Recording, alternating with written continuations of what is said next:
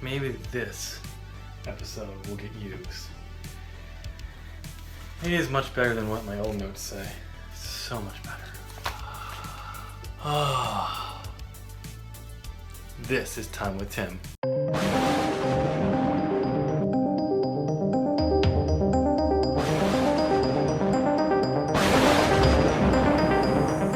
Welcome, my friend and fellow scriber, to the writer's Mindscape. This is Time with Tim. I'm Tim, named Tim RG, and today we are continuing the penultimate episode of my series I've been doing with Time with Tim on my writing career. I know what you're saying. You know, it's been a while. I spent about 9 episodes. This is only episode 6.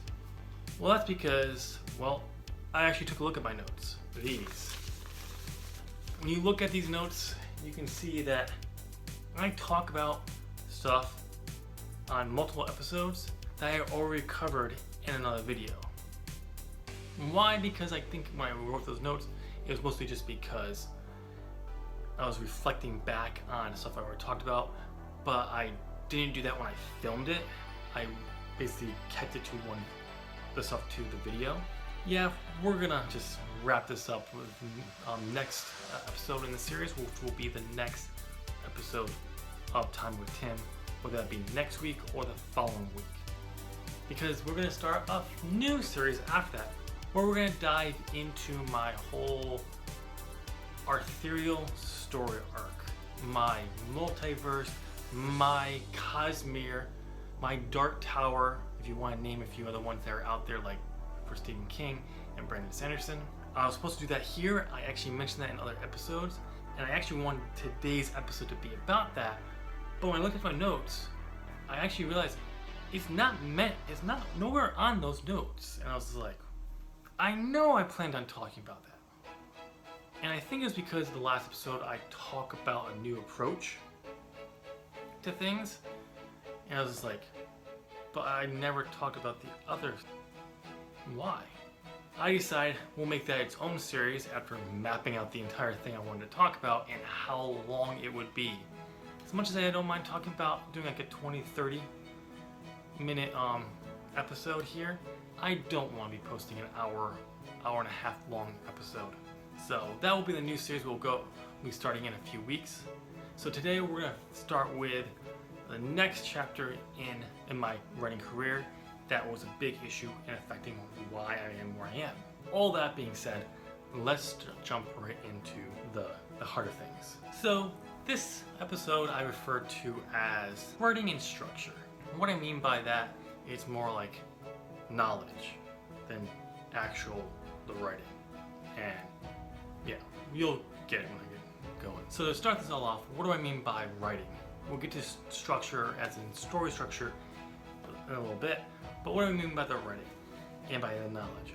Well, when I started really writing novels and focusing on the novel element, I'm like, I have no clue what I'm talking about, what I'm doing, how do you write a novel? I was just like, huh? How do you do that? I've read multiple books, I was reading more than I ever had at that time, but at the same time, I didn't know how to go about writing it, structuring it, any of that stuff. And those dim things from like high school English. What does this mean? All that boring stuff that doesn't actually really mean much of a difference when you're in high school because you're forced to read a book that you don't care about or you like because it's been deemed academic worthy.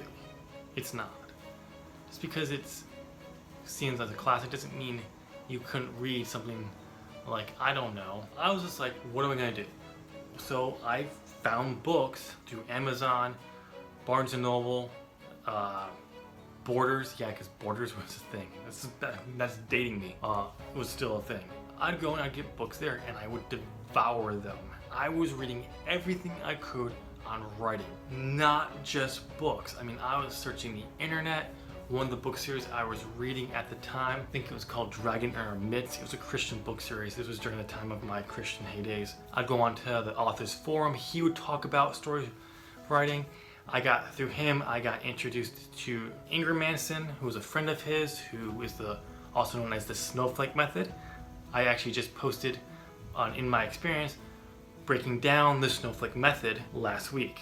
Link below to that down below, and most likely above my head if I remember. So I was devouring anything I could on how to write because I wanted to do it correctly, and it was phenomenal. And I definitely think it helped in many ways, but also because I was reading, I understood a lot of just basic, okay, when I write something, does it seem like what I would see in an actual published book? Is it good in there? No, I wasn't referring to that. I mean, but did it seem close to it? Like, did it have the same kind of rhythm, cadence? Can you see a visual? And it was. My first novel, Legend of the Godchild, I read to this day. It's terrible, but there are scenes and sections in that manuscript, when I read them, I can see it. Like, I can absolutely see that happening, like I could when I wrote it. Maybe not the same way, but you get my point. Whereas I go and read some of my other writing later on, yeah. And this continued for a while. Like, any book I could get my hands on, I would read. Which leads to the issue. Roughly around 2010, no, probably about 2011, 2012, I stopped reading. Pretty much in general, overall. Like, I don't know what it was about that time frame. Also stopped reading books on writing. And the reason for that was because they were all the same at this point. I had gone through so many books on writing, it was just all, I was just getting the same information thrown at me, which is not a bad thing. It's actually a really good thing because it reinforces what I've been taught. It was all the same. It was no different personality. It's, to put it frank, it's sort of like what I see on AuthorTube now. It's like so many people saying the same information over and over again, and they're pretty much doing it all the same. I give you 10 things on blah blah blah blah blah. And remember, this was before Kindle. So all the books I had to find were through like Amazon or the local bookstore. You kind of had to know what you're talking about, to a sense, to get these books out there. And this was what led to the problem of I became a know-it-all. I knew everything there was about writing a novel by this point. I've got all the books. I couldn't go through these books anymore because I had it all figured out. I knew it all up in my head. And to a point, I felt like it was kind of true. There was not a book I could find within my vicinity that actually was telling me anything different in a different way. Just because I had the knowledge didn't mean I understood the knowledge, which we'll kind of see in a few minutes. Also, the next part was also because at that point, the writing was more important than anything else.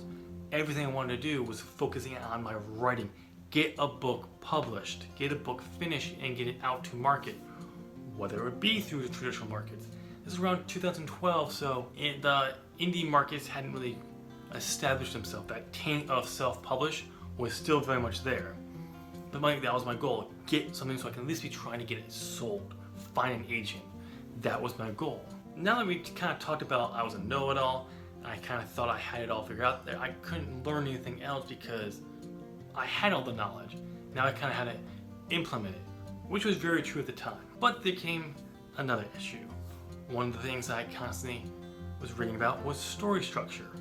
Trying to find ways of how do you structure a story? How do you build to that epic climax, which I thought I had down. So this is where we're going to get to the actual structure. If you don't know what story structure is, Google it. Very important. There's so many different ways you can structure your story. There are a few more common ones out there. There's many ways to structure it. And all you 3-act structurists out there who say you have to do the 3-act structure, I'm not going to go over it here just because we'll be here for a while.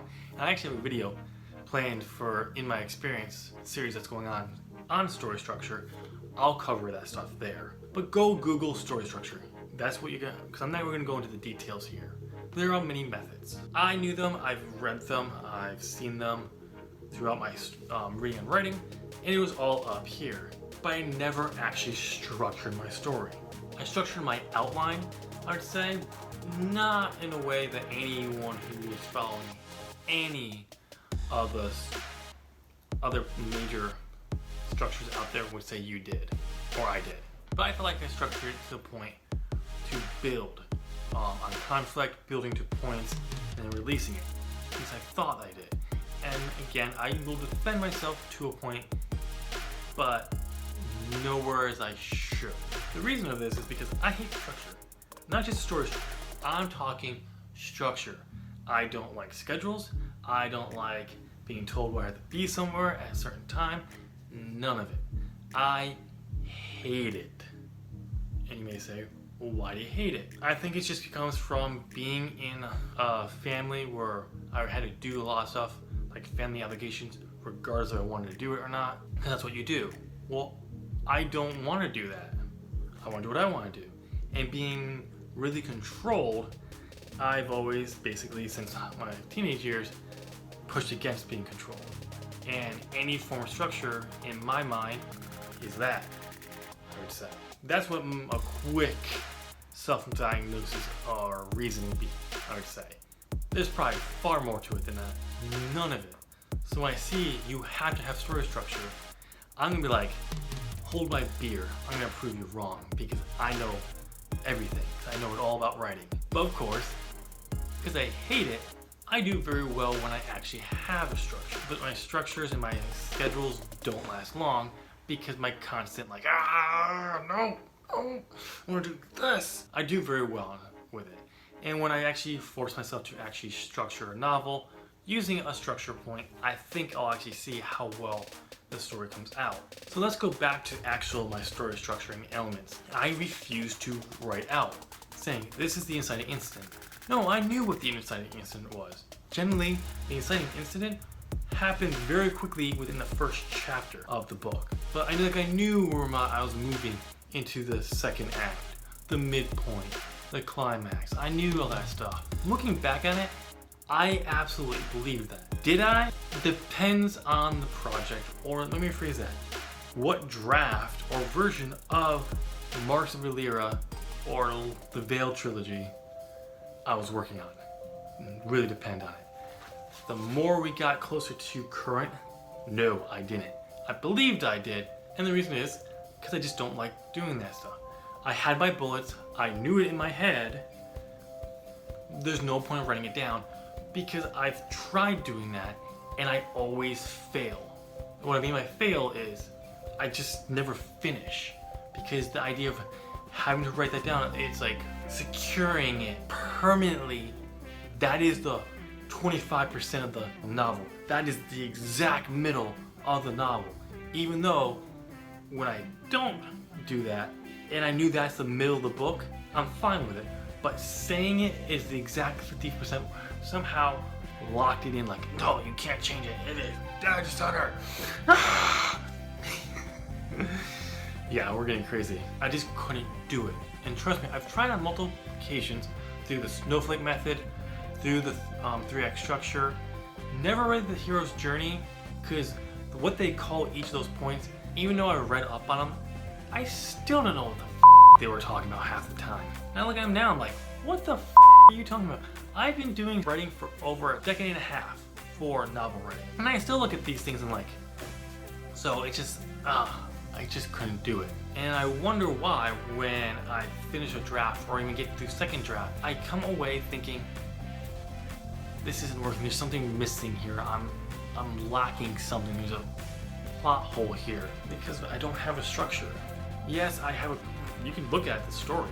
You can absolutely see there's a story here.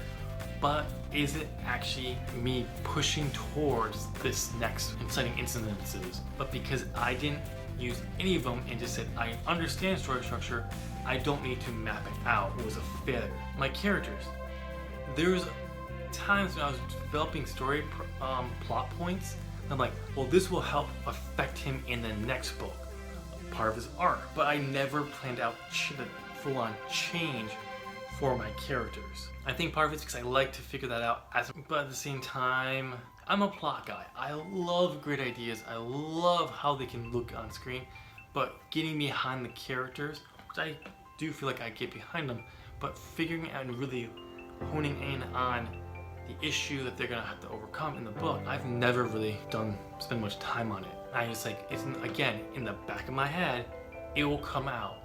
In some cases, I think it has. In other cases, No, absolutely not. I think in some of my more recent stuff, it has come through a little bit better because I'm more aware and focused on it in my head.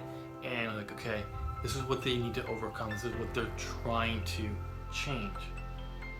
But again, it's very plot heavy, and so it's I don't really focus on it as much as I should. That's where we're gonna end that part of this, because that's really the essence of my writing, my problems for this part of it, is just thinking I knew it all, not coming back to writing books when I started seeing other writing books out there. And I definitely should go back to reading on books on writing, because I did find other books that took the same advice and wrapped it in a different way that I'm like, oh, I thought I understood it, but then I actually had that aha moment. So, and the same thing with story structure, where I should have really been taking this knowledge of everything I learned and applying it, but I didn't. Alright, that's all I have on my career for this week. Next week we're going to dive into the final episode, where we're going to tackle the other side of why my writing isn't where it should be. And it kind of deals with knowledge, but in a different sense. So since that's all I have for you today, please comment down below. Tell me what you thought of this video. Have you ever been in a similar situation where you thought you understood everything there was about writing because you've read so many books? Or you thought you understood story structure, to cut a step or to get to the writing, you didn't really use structure in your development? Assuming you're an outliner like me, I do want to highlight my latest episode of In My Experience, which before I kind of hit up earlier, the Snowflake Writing Method by Randy Ingermanson. Link down below. I break it down based on an article he has for free on his website that you can read. I just kind of go through, summarize each step, and then I kind of give you my experience with the theory, with the process, and what I think about it based on all my years of developing and outlining novels as well. Link to that down below. Also, I want to highlight my latest episode of Apps for Writers, my review of writing software. I am reviewing Scapple, mind mapping software by Literature and Latte, the creators of Scrivener. Again, that and all my Apps for Writers reviews or links are down below as well. I hope you're having a great week, and I'll chat with you in my next video. Bye!